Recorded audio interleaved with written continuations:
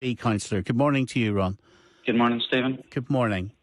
First of all, Ron, the attacks on the community, the attacks on the businesses, what do you think needs to be done? I think it's extremely disheartening. I've been involved quite extensively around all of these issues, probably for about a week now, and I think that the far right are exploiting a vacuum, and I think there's a vacuum in society, and genuine concerns coming from communities that are being exploited, and that would be my concern, that to simply sit back and criticise protesters and criticise people with these concerns only kicks the ball down the road.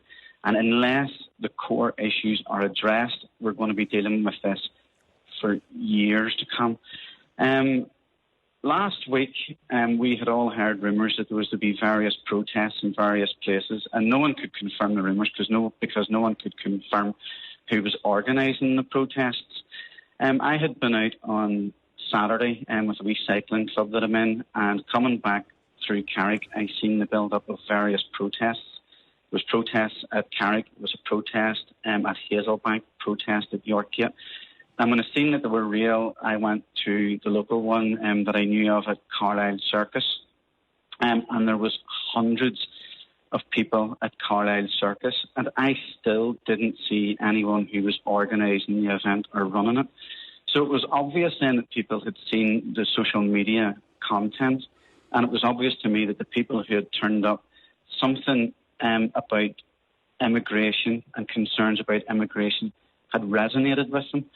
Now, I've been representing people in and around the Shankill for over a year now, and I can honestly say that housing services are at crisis point.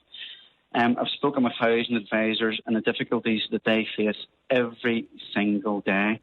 Families can't get homes. Young people starting off can't get homes. There are elderly who can't get accessible homes. The issues with NHS dentistry capacity, GP surgeries are log jammed, and people had a real concern that migration was coming in and taking away a lot of services that they would have hoped to avail of, which I have to say is a reasonable concern. I was also involved last week on the Shankill when I had heard rumours that there was going to be a protest to Ray Estates, who is a local housing estate on the Shankill, who would... estate agent. The estate agent, yeah, who would put out homes for folk, obviously, trying to set up house.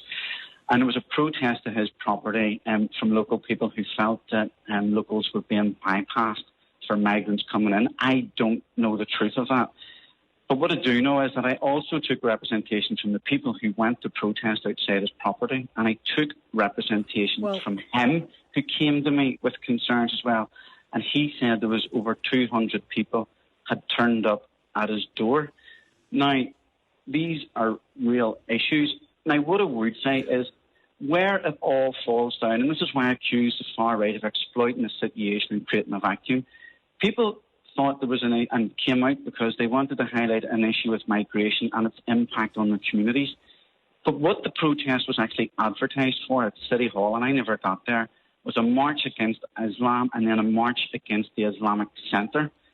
Now, really, is that where we've got to as a society with that level of intolerance? And that concerned me. But Ron, this is about local politicians delivering housing and delivering the housing needs of the local citizenship, no matter, again, what their background is, what the colour of their skin is. How are the migrants getting blamed for Stormont not building enough housing? That's exactly right.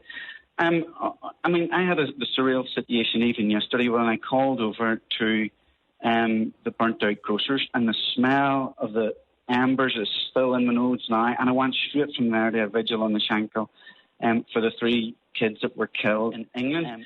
And that's the issue. The counter voice to Saturday's demonstration at the City Hall was made up of all the various leftist parties, the SDLP, the Greens, Sinn Féin, and it included, obviously, LGBT and trade union groups, who would all have an open doors policy. Now, we invite people into Northern Ireland. We invite migration to Northern Ireland. We say to people, come and make Northern Ireland your home. And once they arrive here, they're my fellow citizens and should be able to afford every right that I also afford. But those political parties that have an open door policy should be the ones that we should be trying to vote out of office, because they've created this issue. Let's bring Paul Doherty in from the SLP as well.